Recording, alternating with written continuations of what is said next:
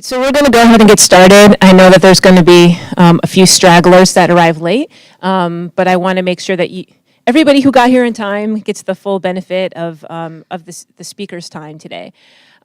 Just so that everybody is aware, we also have this being webcast live. So I would just say to the speakers, when the students ask questions, if you could just repeat it into the microphone, the folks on the other end will know what was asked. So some of you are more senior students and have heard my little BEST program spiel before, and some of you are relatively new and have probably also heard my BEST program spiel before.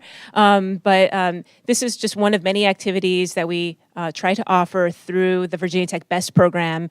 This is a program that utilizes NIH grant funds in order to provide various types of professional development activities, experiential learning opportunities, et cetera, in order to introduce you to all the different careers that are available to you and help try to provide you with some of the skills that you might need to help pursue those careers.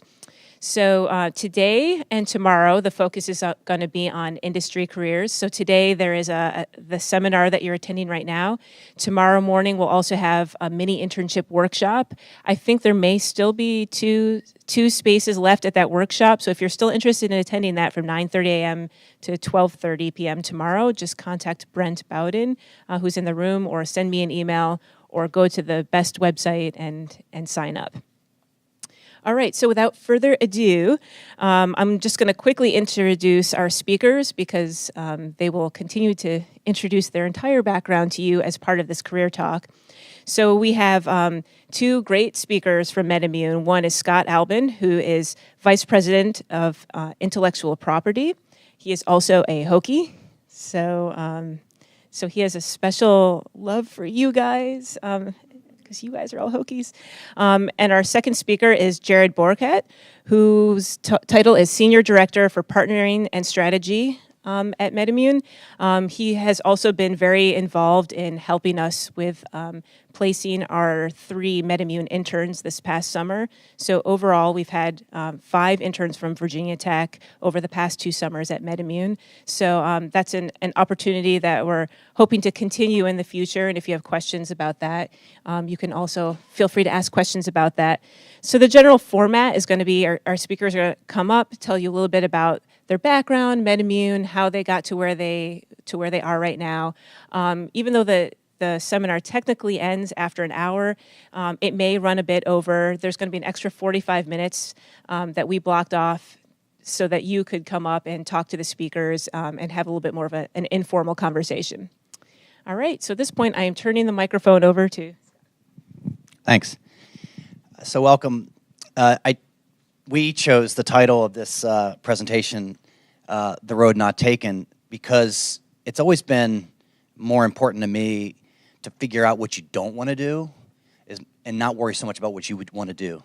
Because there's so many choices of what you want to do in your career, and as we walk through our journey, you'll see you're going to go on a lot of different paths. So my advice, one practical tip is try to focus actually what you don't want to do. What skills are you not interested in employing in the workforce? So think about that. In terms of the structure, I'm going to introduce myself briefly, and then Jarrod will. And then Jarrod's going to talk about the company and industry and the kind of careers that we offer in the pharmaceutical industry. He works for MedImmune, which is the biotech arm of AstraZeneca. I'm kind of both. AstraZeneca is the parent company, and I was at MedImmune, so we'll focus on both companies.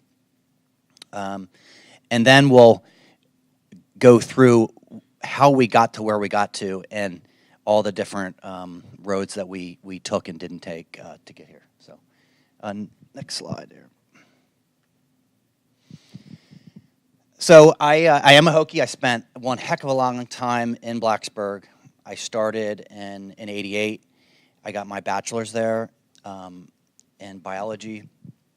And then I got a job, was on the job about 3 months in a traditional lab career, and was laid off because the company was moving their headquarters to Worcester, Mass. From Maryland. And so after about 4 months on the job, just got an apartment, all excited, and then they basically closed the whole company. So I was like, wow, this is reality, you know. I actually get a severance check, and they're going to pay me for doing absolutely nothing. They paid me for 3 weeks, and I didn't have to do anything, so I thought that was good. I left. It was a little company called Cambridge Biotech. They made Western blot kits for HIV diagnosis. So I went back for my Ph.D. at Virginia Tech soon thereafter, and then I went to do a postdoc. But I'll get into that later. But I am a Hokie, and I do come down to Blacksburg quite a bit. I am the VP of intellectual property for the company, and so my job is to protect all of the medicines and the technology at the company. We're a company that's about $23 billion in revenue. We have huge brands. We have hundreds of products for all kinds of different patients. And so my group, we have 27 patent attorneys around the world and another 20 administrative people that file patents on the medicines. So both small molecule chemistry and antibody peptide approaches and platforms. So we file on the IP. We defend the IP all around the world. We file in hundreds of different countries. My job is not a litigator, so if the fight turns to a courtroom, my group doesn't handle that. That's the litigation group. But if it's in the patent office or if it's in other forums, we protect the IP there.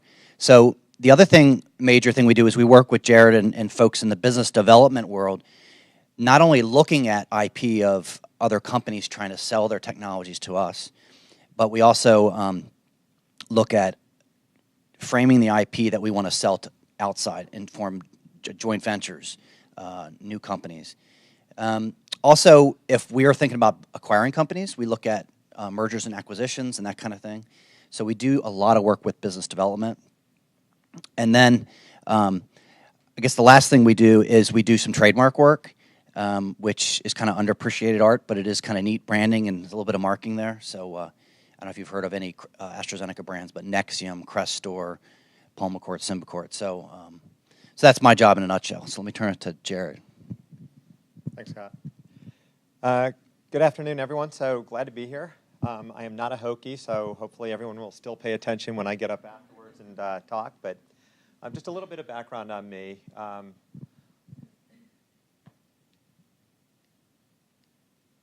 Obviously, I'm not very technologically astute with new cool laser pointers and things here. So I'm the Senior Director of Partnering and Strategy. So what does that actually mean? I've been at MedImmune for about 7 years now, and I've had a couple of different roles, which I'll talk more about later. But currently, I'm primarily responsible for spinning companies out of MedImmune. So what does that actually mean? It's a really cool job. I get to go talk to our scientists and identify assets or technologies that, for whatever reason, for example, maybe it's off strategy, but we've got, let's say, a good preclinical molecule, and we think, if we advance it, maybe it can get to patients. I can take that technology and license it to a new company. I need to find the scientists or the entrepreneurs to help seed the company. So, for example, one that I'm working on right now, there's an internal scientist who's willing to become the CEO or chief scientific officer. Then I have to go out and raise money for the company. So, in the ideal scenario, we'll start it off as a new company and sort of let it grow like planting a seed outside the walls of MedImmune. I'm still holding on to a little bit of my previous role, which I was the global head for government, university, and foundation partnerships. So got to do a lot of different cool things in that role, from setting up a $7 million joint research collaboration with Johns Hopkins to setting up an antibody discovery lab with Cancer Research at UK to bringing postdocs from Brazil to MedImmune. So a lot of variety, a lot of neat things. So with that said, I'm going to hand it back over to Scott so you can... I think you're doing it. Oh, I'm sorry. Before I do that, let me talk a little bit. I will get the hang of this by the end, I promise. Okay, so before that, let me go into a little bit about who MedImmune and AstraZeneca is. So Scott mentioned that MedImmune is the biologics division of AstraZeneca, so I'll explain that in a little bit more detail momentarily, but just a little bit of background on AZ. $24 billion company. We have over 137 projects in our late-stage pipeline. Over 60,000 employees worldwide. So a lot of different things. And I think as you'll see today, a lot of the roles within AstraZeneca or MedImmune, we have employees who have Ph.D.s, whether they're working on the business side, the regulatory side, legal function, or your more traditional science function. We have manufacturing in 17 different countries. How many people here are going to be at the seminar tomorrow? Okay, so a handful of you. So we'll talk a little bit more about sort of what led to this slide. And I won't go into detail now, but basically for now, just know that we focus on several core therapeutic areas, which you can see on the left. Oncology, the second one is respiratory inflammation and autoimmune diseases, and then cardiovascular and metabolic diseases. There are two other areas that we're working in. We call these more opportunity-driven. That's our neuroscience and infectious disease and vaccines. So, MedImmune versus AstraZeneca. So, think of it sort of like a triangle, and at the bottom of the triangle you have two groups. One is MedImmune, which is the biologics R&D arm of AstraZeneca, and our responsibility effectively is to deliver a late-stage molecule, generally a phase 3 molecule, to the top of the pyramid, which is what we call the GMB. And we have a sister group at AstraZeneca that's responsible for the small molecules, the synthetically derived molecules, and they also send late-stage molecules up to the GMB at the top. The GMB then sort of decides, okay, which molecules do we bring into phase 3 and carry forward into the market. So sort of structurally, that's how MedImmune and AZ work.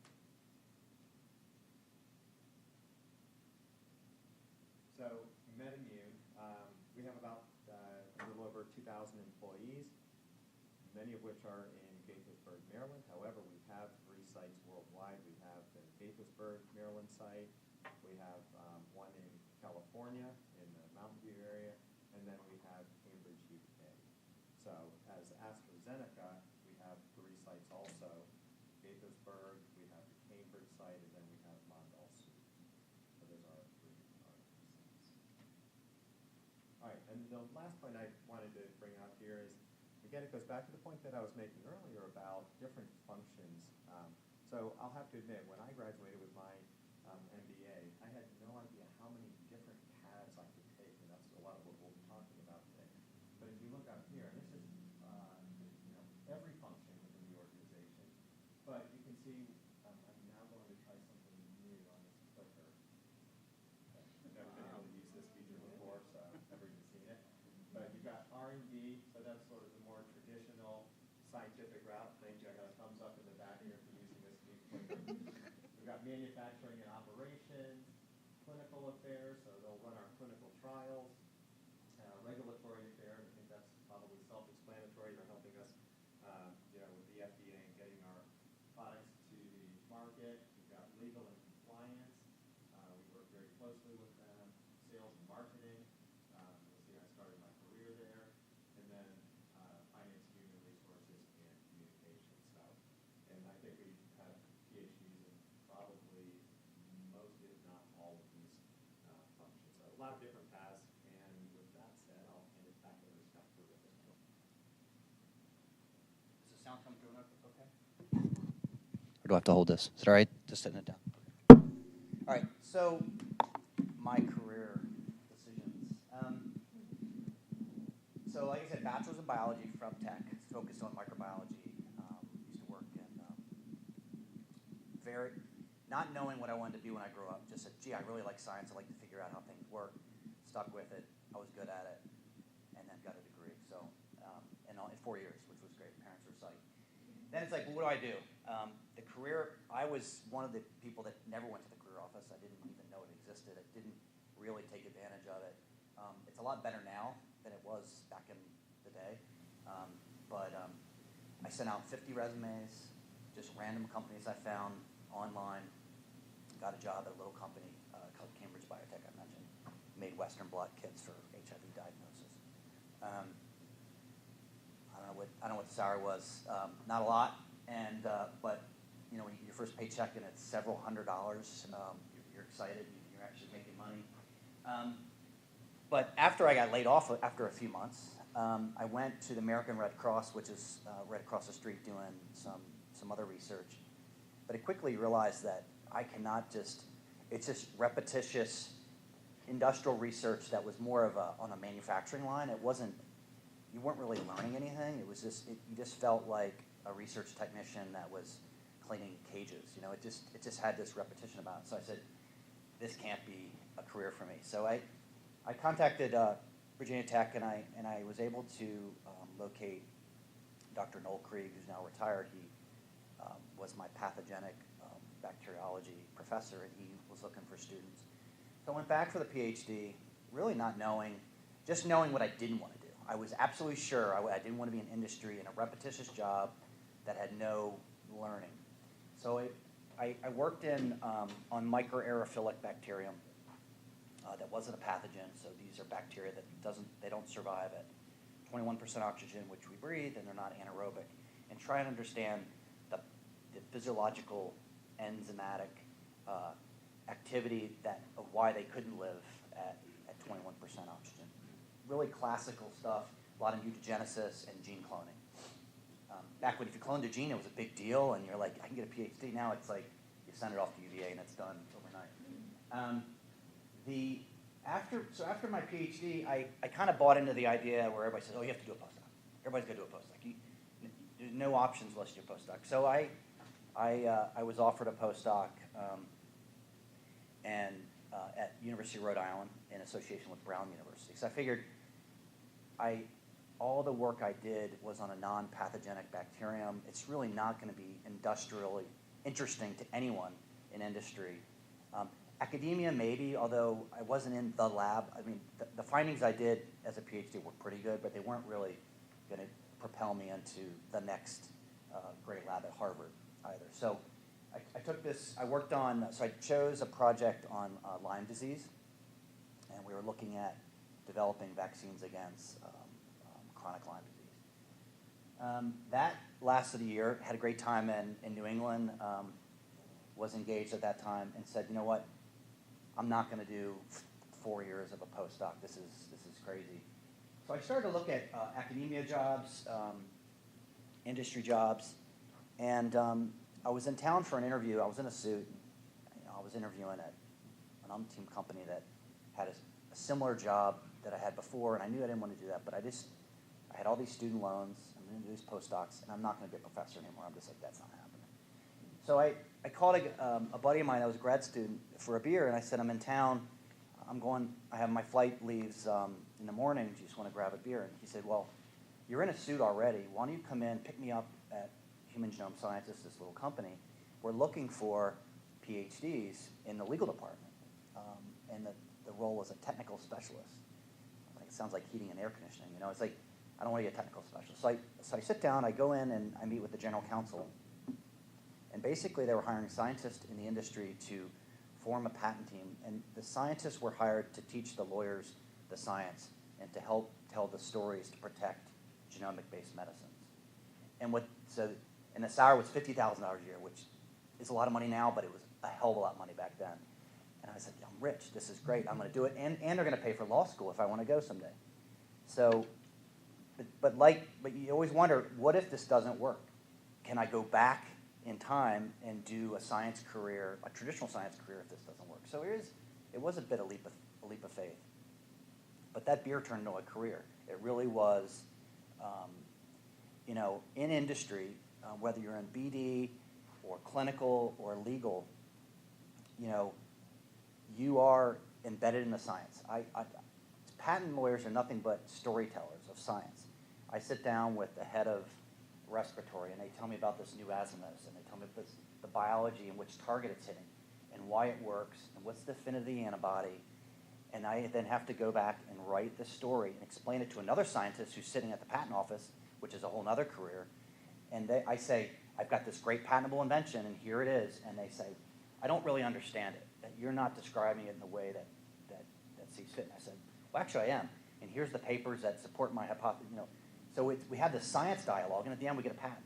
So really, it's a legal job, but it really is all science. So the people at the patent office, the people in the IP group, and then a lot of people in the business development group have science degrees. So just a little pitch. Don't rule out legal as a career. And then what you quickly realize is your career decisions are never done. So now, Jarrod and I were talking in the car down here. It's like, I'm 47 years old. What's next? I'm not that old. Should I stay at AstraZeneca, MedImmune? Should I go back? There's all kinds of, I was offered a job to go on the West Coast. There's a lot of opportunities. Do you still follow this ladder? At what point do you want to go to a smaller company? So you just because now you're struggling with it, you're going to struggle with it in every job you take. Because the challenge is, should I follow that ladder or make your own ladder, right? So if I stay here, maybe I'll be a senior director, then a VP. But there's so many opportunities. And when we say industry, so even Google and Apple are getting into the sciences. We have collaborations on biometric measuring devices with technology companies. So Silicon Valley. Google has a venture group. So I was offered a job coming out of my Ph.D. to be an analyst at one of the brokerage houses in New York. And basically their job is they put a bunch of Ph.D.s in a bus, and you go to these companies that need money or they're trading publicly, and they want us Ph.D.s to write the analyst report of the science that underlies their medicine, their pipeline. So there's, stock jobs, analyst jobs. And of all those things, I chose the legal job. It worked out for me. But, Jarrod can tell you a little bit more about our industry, but there's so many options in pharma or biotech. So it's not just a lab job, although those are great. All of those bubbles that he put up and medical affairs. And sales, don't rule out, so our oncology medicines aren't sold by, it used to be the salespeople we call them the Ken and Barbies. They're these little young, cute people that run around. They sit in doctors' offices and they, give them little tchotchkes and they sell medicine. That's not how medicines are sold anymore. They really have scientifically trained people that explain and sit down with a medical oncologist and explain why this drug is good for their patients. You're sitting at, some of the top institutions in the world. So you're seeing more and more PhDs getting actually into the sales and marketing side of these complex oncology drugs. So that's a whole nother ball of wax there. So let me turn it to Jarrod. I do want to leave time for questions because it's more important we have a dialogue on this stuff. Thanks. So I was one of those cute young little sales reps early in my career, and I'll talk about that. Depended on the day. So, when I think about, I was just listening to you and just thinking about other people's career backgrounds and even thinking about the people within our partnering and strategy or business development group, sort of the paths they took. And we have a lot of PhDs, we have a JD, MBAs, and they've gone the consulting route. Someone that I hired last year, or actually a couple years ago, she went to the NIH, and then she's now in a partnering type of group at GSK. A lot of different options there. All right, so I'm going to talk a little bit about my career journey, but I wanted to start off with this quote. I am a great believer in luck, and I find the harder I work, the more I have of it. And we all hear that. It's, who doesn't know that? But I think as you progress in your career a little bit, you sort of understand what that really means. And I think, there are times in my career where I've been incredibly lucky. But if you kind of think about, well, what put you in that position to be lucky, there probably are factors, whether it was, maybe a paper you wrote and gained you some recognition, somebody you met because you were proactive and you came to an event like this, or because you were out networking at a party and kind of selling yourself very subtly. So whatever the reason, I would never underestimate how hard work and how that can translate and put you in a situation where you have good luck. And then I think one of the key decisions, when you get to that point and you recognize it, how do you, what decision do you make at that point? And a lot of times the decisions are extremely difficult, and I'll talk about one or two of those as well. So how many people in here from a fairly young age had a pretty good idea of what you want to do when you grow up? Raise them high. I know there are a couple of those here. Okay, so maybe a fourth of you or so. For me, it was pretty crystal clear. I wanted to become a veterinarian. That's actually how I chose my university. I went to the University of Georgia. And when I got there, I got an undergraduate degree in biology, still knowing that this is what I wanted to do. And around the time I graduated, I quickly realized that I didn't want to be a vet. I wanted to be an entrepreneur. So at that point, I was crystal clear. I want to be an entrepreneur. I'm going to go full steam ahead, and chose a local university that had a very good entrepreneurship program.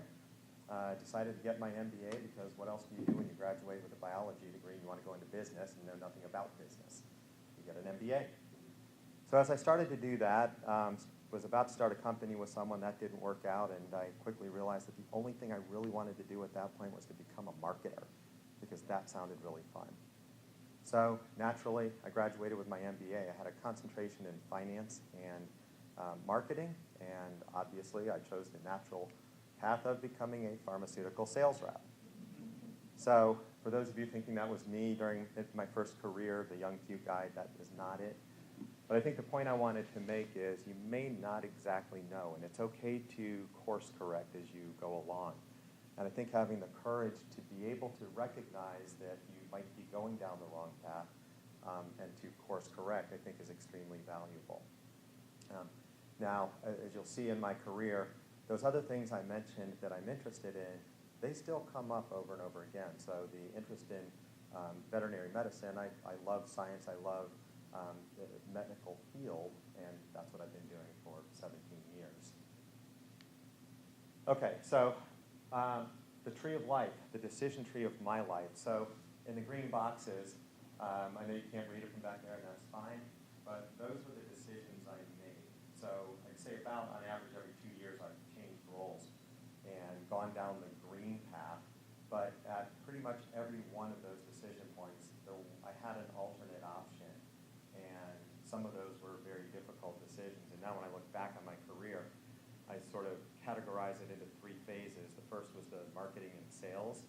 The second was the portfolio management and strategy, and then the third is what I've been doing for the last couple of years in business development. I'm just going to go quickly into each of those, maybe highlight a couple of things. So I was a sales rep, doing pretty well. I was proactive. I spent about 75% of my time being a pharmaceutical sales rep. Those were in the good old days where I just delivered tchotchkes and talked a little bit about my medicine, took a doctor out to golf, and everything went well. About 25% of the time that I worked, I was not doing anything directly related to generating increased sales. So I'll give you one example.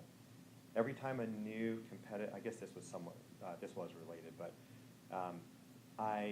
every time a competitive medicine came out, I looked at the package insert, I compared it side by side with our product, I sent it to my district sales manager, he liked it, he sent it out to the district, they sent it out to the region, and on occasion to the entire nation. And as a result of being proactive and constantly trying to think about how I could deliver value not only to my core job, but to the organization as a whole, I ended up getting promoted into the marketing department within the first 2 years that I was in sales, which is faster than anybody else had done that. So I was also offered a position in the training department, and I was also offered a position in specialty sales.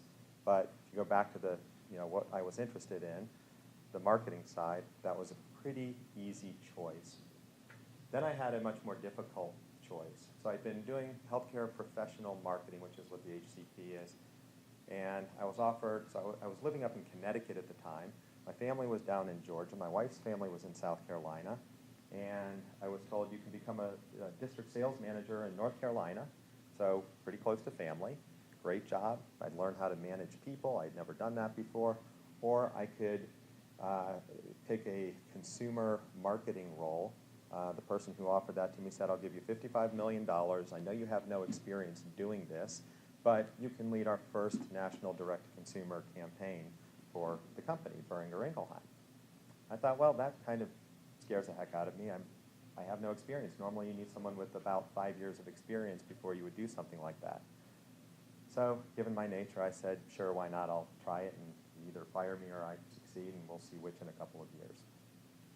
So I took on that role, We ended up building that brand from a $400 million brand. It was called Flomax for men with enlarged prostate. So we went from a $400 million brand to a $2 billion brand, largely attributable to the direct-to-consumer marketing efforts.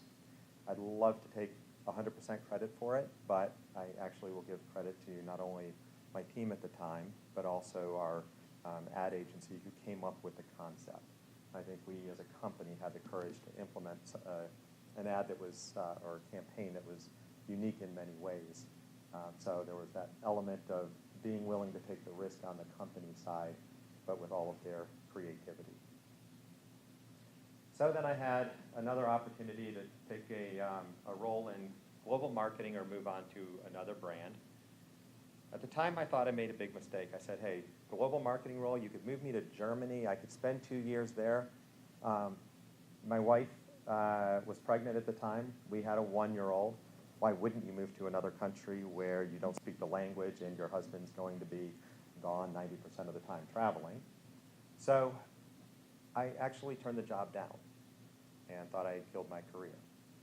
And about 6 months later, the head of U.S. marketing came back to me and said, tell you what, if you'll go over there, we'll give you a raise, we'll give you a small team, and we'll give you a promotion.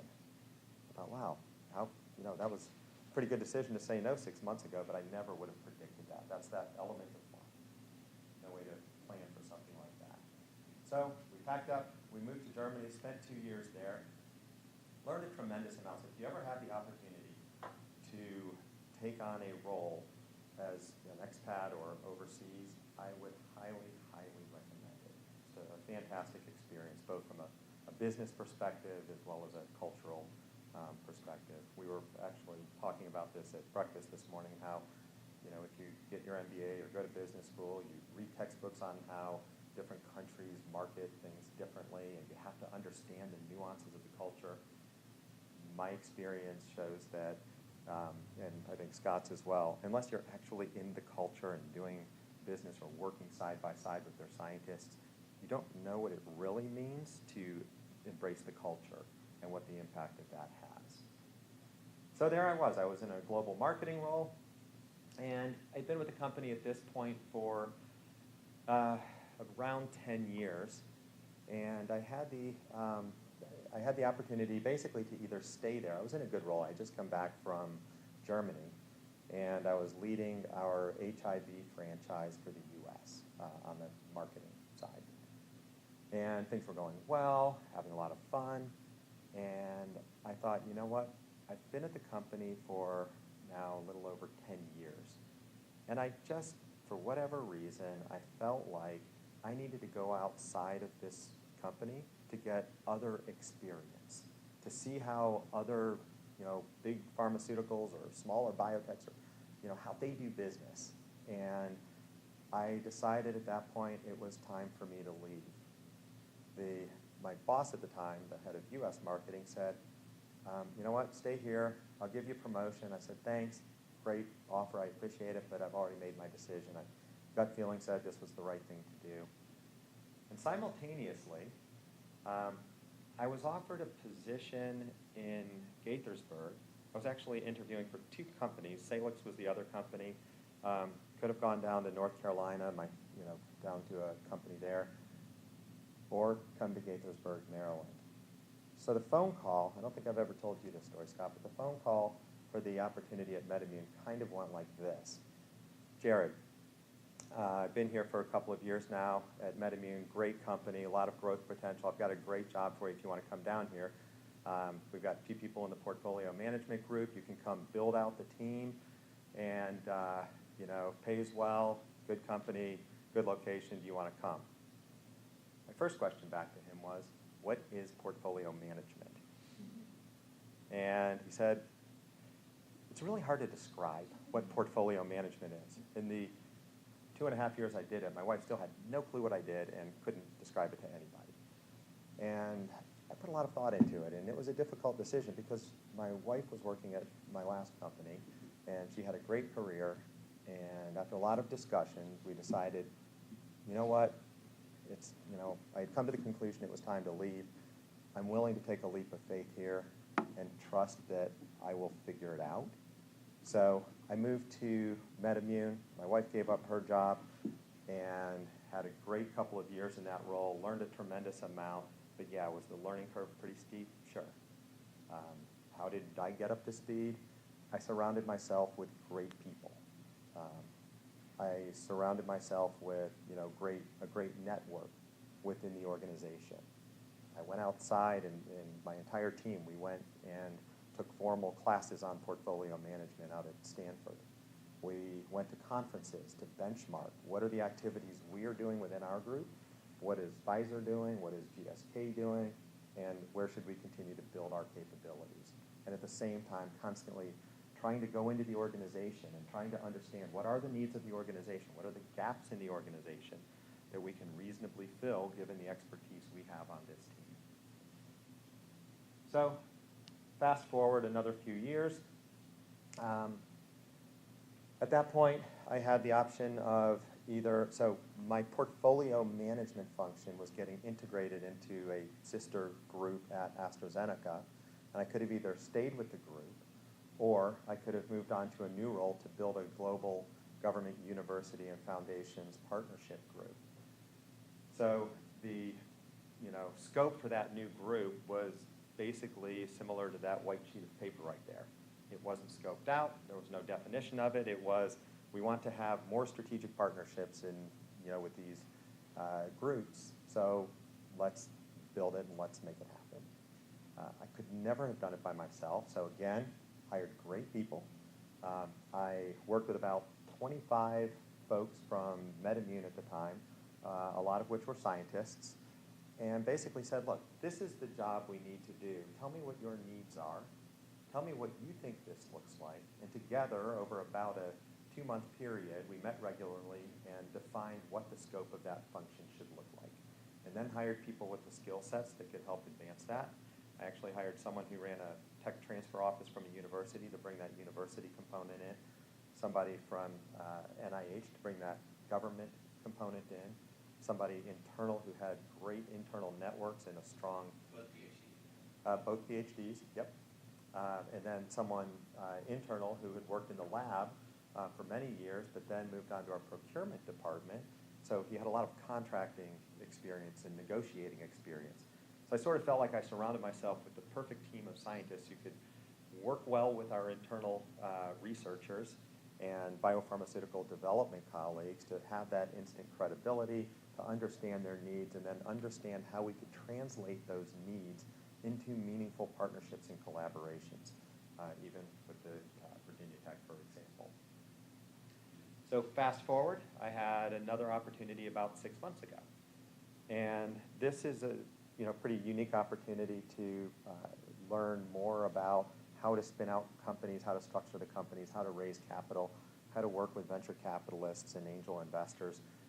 Another new area for me. And admittedly, in a couple of these roles, even the government, university, and foundation role, it's a little bit nerve-wracking at the beginning. If I said, oh yeah, I was absolutely confident, I came in here, I felt like I knew what I was doing, I'd be lying.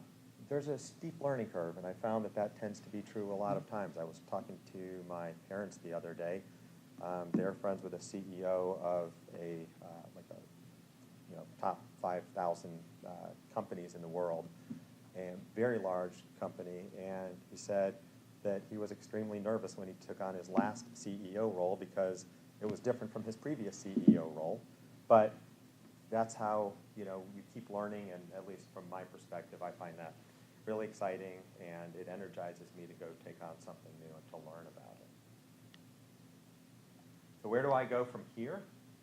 It's a great question. If you think back to the earlier slide, I like the idea of working in an entrepreneurial environment. I like marketing. I like science. So where am I going to use that next? I will, at some point, end up in a very entrepreneurial role, probably with a much smaller company. And I think it's just because it affords us, or would afford me an opportunity that you just don't have at a larger company to have more of an impact in bringing a molecule or several molecules forward to the market. And I kind of feel like my background has lended itself well to being able to do that. So time will tell. I can't tell you when we meet in 2, 3, 5 years where I'm going to be. But there are a couple of lessons that I've learned in my 17-year career that I wanted to share. So, sorry, getting ahead of myself here. So, number one, I always think it's important to make my boss look good. Now, there's an assumption there that I respect my boss respects me, and we're working well together, but I want him or her to look good. And if I do that successfully, then that will make me look good. So I tend to be probably more so than some people, always trying to think about how can I make both of us look good. Evolve or be left behind. It never resonated with me as well as when I was reading a book by Peter Drucker on management. So admittedly, I didn't get quite to the end of the book, but I got through most of it. It was about that thick. But one of the lessons in there was if you're not innovating, and if you're not thinking about that next thing, and you're not creating the future, then you will be left behind. And if you really stop to think about people who make it far in their careers and make a huge impact, so I think you'll see they're constantly, they understand the landscape, and they understand how to innovate within that landscape. So I've always kept that in the back of my mind.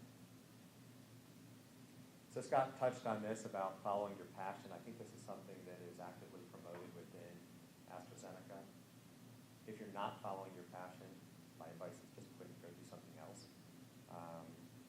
We're friends with the CFO of a major bank, and she recently, well, she's sort of winding down her banking job because she wants to get into real estate. She's in her mid-40s. So it seems like kind of an odd choice, but that's what she's passionate about. She's been passionate about real estate for many years, and she's making a switch. My wife is now a realtor as well, so if any of you need to buy a house, let me know. No, I'm just kidding. She doesn't work in this area, but she went from a good corporate job to pursuing her passion in real estate. Be proactive. I talked about that a little bit earlier, but can't underestimate the value of that. I was reading something in Forbes, and this was probably 2 years ago, and it listed the top traits of successful people, and one of the top 3 was being proactive.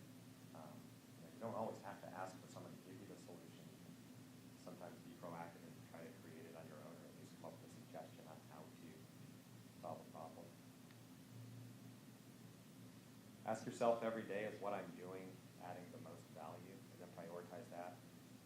Quick story about when I moved to Germany.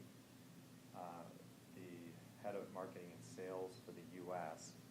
called me right after I got there, and he said, Jarrod, the only piece of advice I'm going to give you is, while you're there, pick the 3 things you want to accomplish so that when you come back to the U.S. and we're sitting down having a coffee, you can say, Paul, I accomplished A, B, and C. He said, don't worry about everything else. You'll get inundated with emails and with requests. And he said, you know what? A lot of those you're going to be able to ignore. And you know what? If I may paraphrase him, or actually quote him, sorry, you'll piss a lot of people off. And he said, don't worry about that. Focus on what's important and what you need to deliver. Think about your legacy. I'm not going to ask how many people here have already thought about it, because last time I asked that question, 90% of the people in the room raised their hands. I'm like, well, that kind of backfired on me.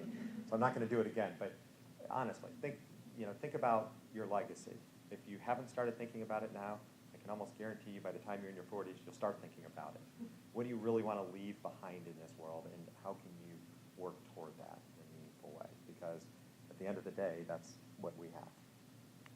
And then the last point I wanted to make is, as I've gone through my career, it has been at times incredibly challenging to balance work and family. But I think it's absolutely critical to do that. It has to be a real partnership. Your spouse has to be on board, or the kids probably won't be on board, but that's something you need to make time for. And I have always strived to carve out a little bit of time every day to spend with my kids. I still read to them at night. They're 9 and 11. And yeah, would they like me home a lot more? Would they like me to cut down on the traveling? Sure. Have they told me I travel too much? There have been times where I've heard that as well, but I think it's important. one way that I have made time to do that, about 17 years ago,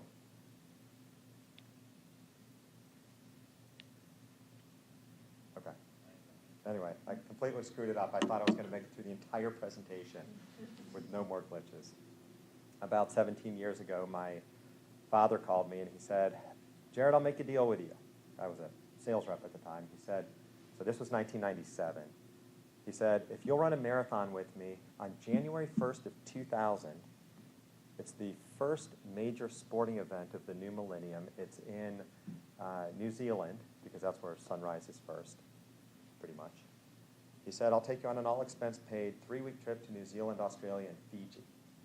So I said, well, let me think about it. Yes, I'll do it. And by the way, how long is a marathon? He said, 26.2 miles. I said, all right, 26.2 miles. I've got 2.5 years. I think I could probably prep in 2.5 years. So we ran the marathon. I called him 5 years later.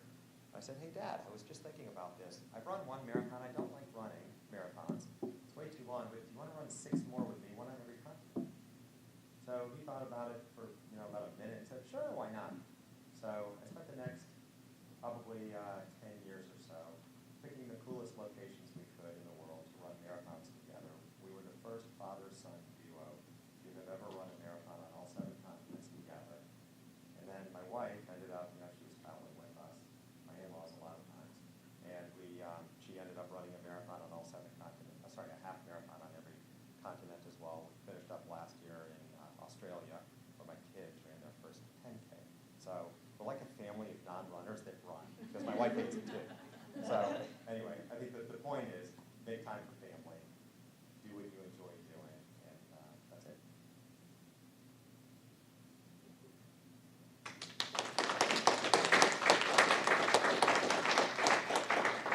All right, questions? Please.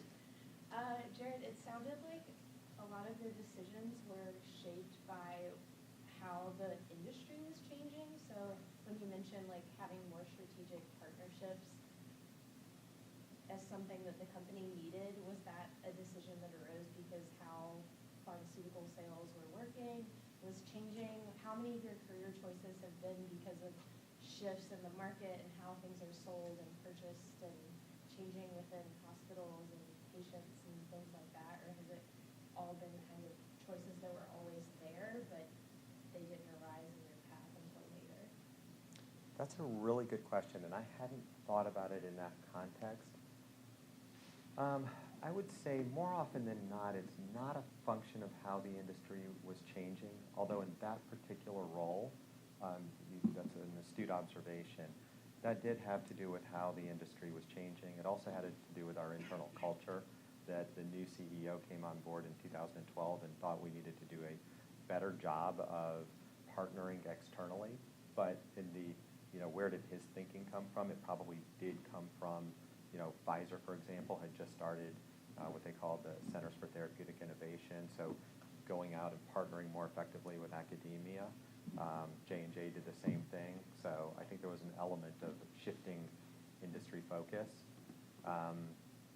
Probably the only other time that happened that I can think of was a role I didn't talk about. It was while I was in marketing, but I became the brand lead for the managed markets or payer strategy.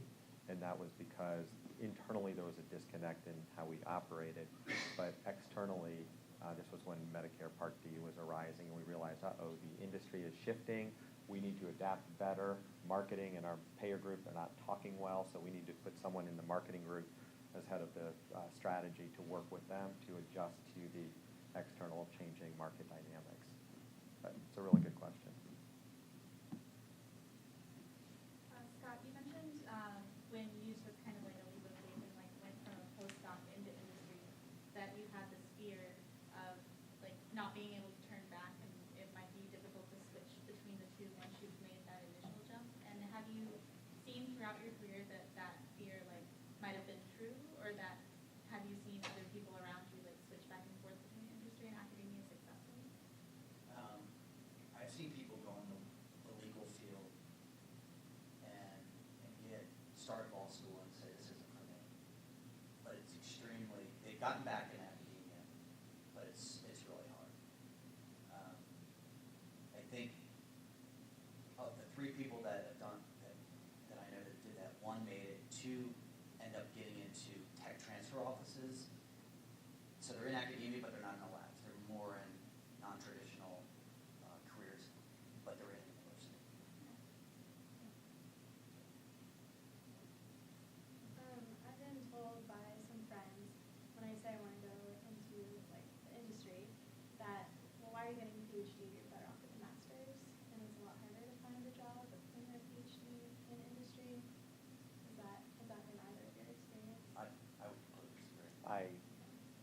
with his disagreement.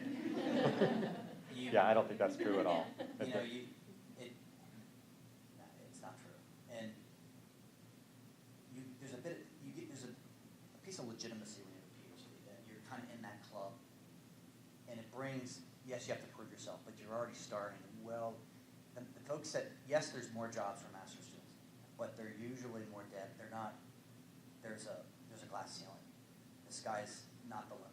And so that's why, you know, in law, you can go to be a patent agent and just do that. You don't have to go be a lawyer. But I was like, I never wanted a degree or lack thereof to be a barrier for me. And I felt like I had a chance to stop a master's at Tech, and I was like, there's no way. I don't want that to be an impediment. So yeah, the market, you have to look a little better, harder, but it's just a matter of supply and demand. There's more jobs that are less interesting that they're going to put people into. They're actually just going to put bachelor's and master's folks in there, and they're just never going to progress because they didn't have that PhD. So it's huge. My advice is get your PhD, and as you're working, before you get married and have kids, get your master's, and then you've got both. If you like learning, which obviously you all do. We both lived abroad, and the world is such a big place. I think it's so important to try to get international experience. So if you can get an internship or anything, or your first job, get with a multinational. Try not just to go with a domestic company, because as soon as the PhD, right, check that box, right. If you're thinking about an alternate career, I'd say postdoc, probably put it off for a bit. But if you can do that international, it really does pay huge dividends. And it opens your eyes. Until you sit in Germany, you sit in London, or you sit in Sweden, you can't learn about different cultures from textbook. You just have to go there and with people. And I manage people, and I've managed people in China and Sweden, UK, and the US, and until you've lived there, you have no idea how to be a good manager of those folks and those cultures. So. What's been your experience with mentors? PhD mentor, so scientifically, I had a great experience. What I didn't have a good experience in is I've had management mentors that have tried to teach me how to be a better manager. Didn't go well. I think management is something you're passionate about it or not. I don't think you can teach people that. And so trying to be a better leader as a mentor context hasn't been great. But scientifically, it's the best. I think career choices, I have a good mentor that helps me define what I want to do with my career. Jarrod kind of took a different approach. Mine was more of a ladder. I stayed with it for long. I kind of worked my way up. But I've had the president of MedImmune, soon after AstraZeneca bought MedImmune, I sat down with him. He's still a mentor today, Peter Greenwood. And my boss said, don't go to London, take this job. He said, take it. International experience is the best thing you'll ever get. And he was flat right. If I listened to my boss, I wouldn't listen to my boss. So I guess it's a mixed bag. I guess my advice is try it. Do it, because there's nothing lost if it doesn't work. Right?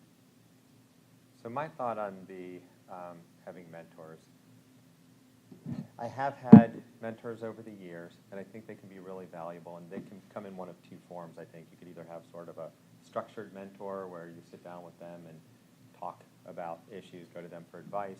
You can have more informal ones where it's just well-respected people that you have a good connection with, and you can seek advice from them whenever you need. But my attitude has always been, as far as I'm concerned, everyone I work with has the potential to be a mentor-like person in some capacity. And okay, not really everyone, but a lot of people.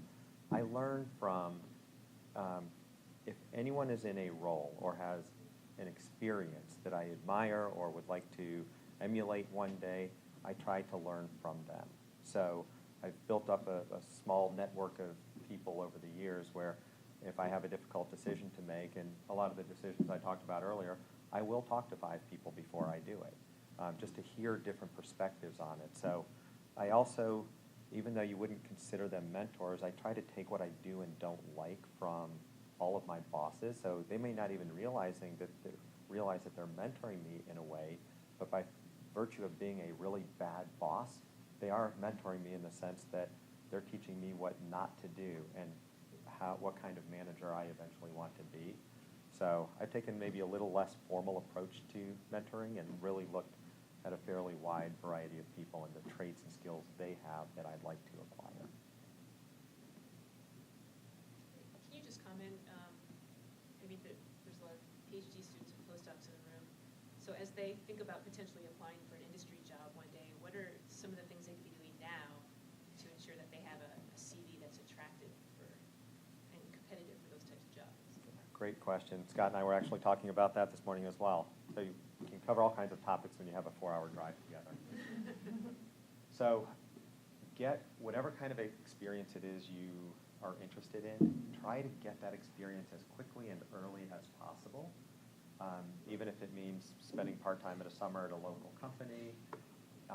Maybe it could be go out and attend lectures, give lectures if you can, but just sort of make an assumption that unless your research is focused on something so specific that and potentially cutting edge or breakthrough or relevant that you're going to be able to get a job based on that research, I would say you will be amongst a pool of a lot of other PhDs, postdocs who have a similar background. So the question you need to answer is, when I'm interviewing and I'm one of 10 candidates, what am I going to say that will differentiate me?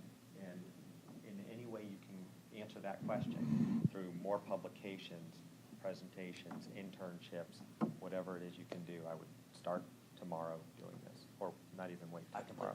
It's about the narrative. What is your narrative? What is your story?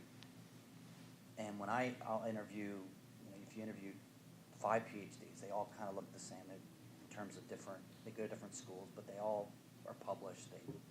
Some of them more successful than others. But when you interview it, what's their narrative? What did they learn? What value are they going to add? How do they think, right? And so it's about picking those experiences that are going to prove your narrative. And it could be something that you did that then you sit down and you say, I actually tried this and I don't like it. And I know that's why this is the company for me. So it's just building that strong narrative. And so you need to think about what your narrative, who you are and what's that, what do you want to do, what you're passionate about. That's your narrative. And then you just start filling that data in. Because you got to be ready for that conversation. So it's much later, I think it's relevant to later in your career, but Peter Greenleaf told us a story that he said when I was at a fairly young age, he looked at all of the resumes for the CEOs of top biopharma companies. He looked at all of them and he said, okay, well, so this is how they're doing it. This is how often they're jumping from job to job. This is how many of them came up through the commercial ladder versus the science ladder. And then he tried to create his career accordingly. He was like 40 or 38 when he became CEO. So he was obviously very successful at that, but he sort of thought about it with the end in mind and then worked his way backwards from there. I have a question kind of along those lines. Like if we were going to start tomorrow, you both talked about career decisions you had to make and when you were faced with multiple decisions, how to choose. How did you? Did you talk to 5 people? Did you climb to a mountain and meditate? Or how would you go about with this vast array of careers that you could have? How did you pick? Typically, how I'll do it is if it's a tough decision to make, some are pretty easy. I would typically talk to a couple of trusted friends or colleagues. And what I've kind of learned is you're going to get a lot of different answers. Some people will agree with you, some will not. And the most difficult part sometimes is making the decision. If meditation works for you, that's great. And sometimes you end up making the decision with all the available information. You'll never get more information that will be helpful. And you just have to decide and hope for the best. And you just don't know. But usually I'll talk to a couple of trusted folks. My wife tends to be a pretty good sounding board. The only problem with her is she'll never actually tell me what to do. So, well, in that context of making career choices. It's a great question. I remember distinctly sitting, my wife and I, or fiance maybe at the time, was postdoc, and we were somewhere in Narragansett, Rhode Island, by the water, and we were just having this bare naked ladies and songs playing on the radio. And I just told her, I was like, I can't do this anymore. I can't do this postdoc. This isn't me. And I think it just came down to, what are you passionate about? For me, if I'm not learning, I'm bored, and I just unplug. So I'm continually trying to take positions that there's a high failure rate. Like, if you're jumped into stuff that, it's like, oh, you want to do marketing into portfolio management? I don't even know what that is, but you're smart, you've got the background, you'll figure it out, you'll hire good people. So I think you just have, what are you passionate about? What bums you out, and what are you gonna, because you got to get up 6:15 every morning, and you got to go into that office. So you want an office job, you want an open plan, you want to do international travel, and how much risk are you willing to take? And if you're married and you have kids, it's a whole different ballgame. So, I moved my kids in the middle of the winter to London, and my wife gave up her career. So it's, that's a whole nother level of complexity, but I think you just got to get back to be a little selfish and say, what am I passionate about? Because it's a long, but you can always change gears. It's not irreversible. The road not taken. It doesn't matter. I mean, really.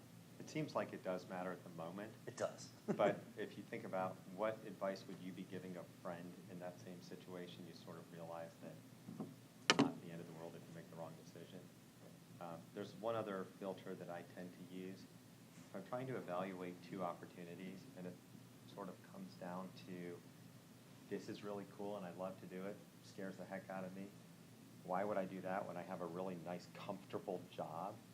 If that I'm in a comfortable role pops up, my advice is stop doing that and go to something else. Because as soon as you start doing what's comfortable because it's comfortable, I'm exaggerating a little bit, but I say your career's over at that point. And money and promotions, don't focus on that, because it's a long game.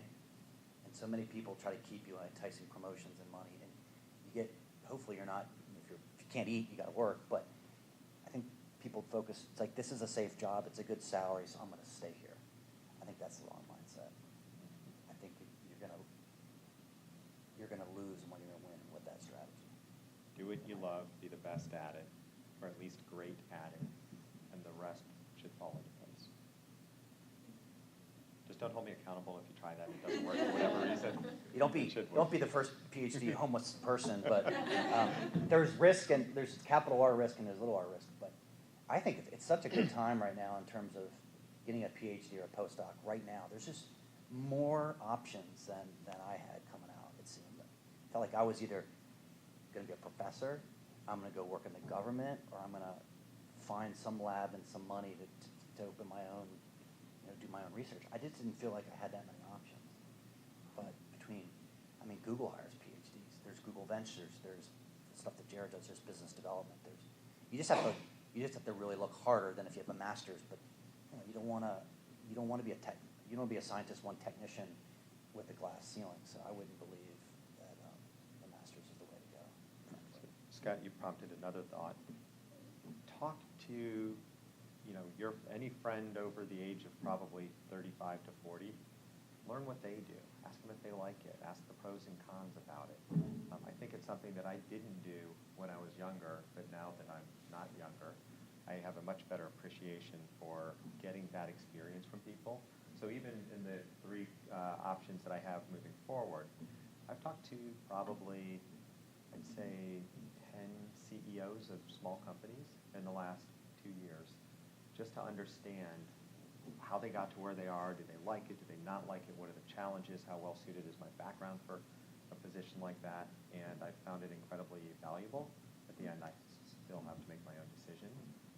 And it was also eye-opening for me, this may be relevant, that a couple of the CEOs I've talked to, one of which is so successful that he just went out and raised $68 million, and he doesn't have a portfolio. But people believed in him, and he said, look, give me a bunch of money, and I'll go start an oncology company, and I will be successful, because he sold his last one for $400 million. So when he told me about how he started in the entrepreneurial world, he said somebody pushed him into it. He didn't believe that he could do it. He didn't think he had the skill sets, and he said no the first 3 times. And one of his mentors or advisors said, no, I've got a technology. You need to go do this. You'll figure it out. I trust in you. He said, I had no idea what I was doing. So, You know, Virginia Tech's a huge school, and you have to use those networks. I mean, Hokies hire Hokies, and you have to network in the Virginia Tech sphere for sure. And some of the best connections I had are just with people that went to Tech, and we just immediately have something in common. It's internationally known. If you're sitting in any country, Virginia Tech is known, so you have to use that. And expect more of your career services. We were talking about that. The on-campus career service in Blacksburg, very focused on bachelors, but they're good people. If you go in there and say, I need your help. I know my wife used to work in that office when I was doing my Ph.D., so I know a lot of them personally. Just demand them to service. And this is true, Hokies are everywhere. Greg, my husband and I were in Brazil, and he was wearing some VT shirt or hat or something, and you just hear in the middle of nowhere, like, yeah, Hokie! Yeah. Let's go. We're everywhere. where can I get a shirt? A Hokie shirt. Anything else?